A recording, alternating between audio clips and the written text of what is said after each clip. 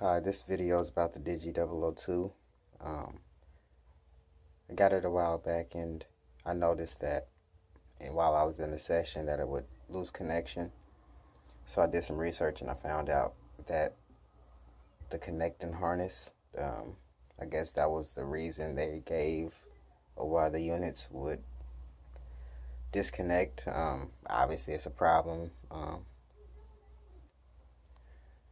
that they just, start giving out free kits that would, I guess, resolve this the situation. But over time, they stopped doing that. They just start making new units. But for those out there who still have the 002 and they're looking to fix it, what I did to fix my unit was I opened up the back and I removed the harness.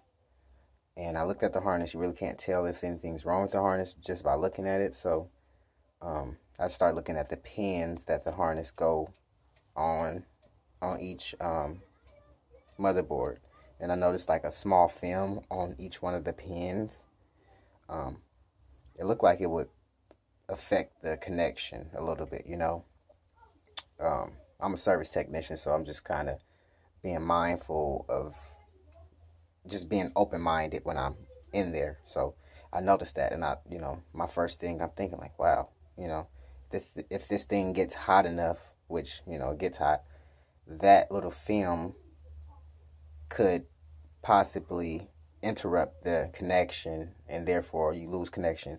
Because when it loses connection, you can always open it, fiddle with it, and eventually it'll come back on, but eventually it'll still disconnect. So that's where the problem lies. You don't want to be in the middle of a session, whether you're recording for somebody, recording for yourself. You don't want to be in the middle of a session and it shuts off on you. So in the midst of that, I removed the harness. I looked at all the pins. I got me some sandpaper, being careful not to have any static or anything build up in your hands or in your body.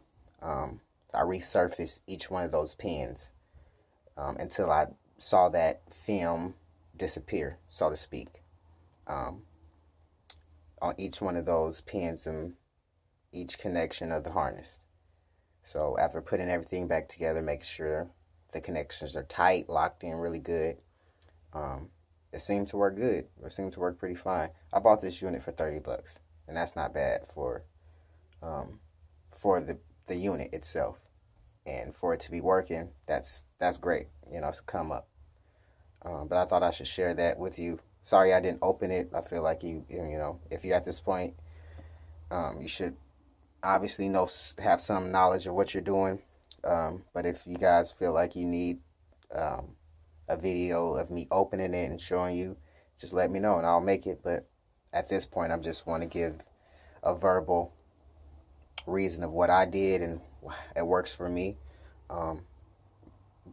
I bought it cheap, so the unit had some other issues that I'll get to later. But my main concern was that it works, and which it does. It works perfectly fine.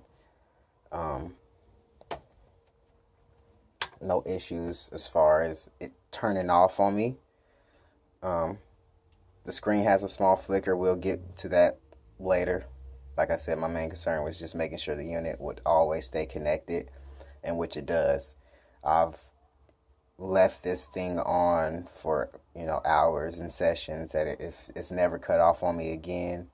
I've mistakenly forgot it on overnight, and to my surprise, I woke up like, oh crap, still on, still connected, no issues. The unit doesn't overheat. So if you have this unit, go out and try that, man. Just take the back off, remove that harness, see if you have a film on that.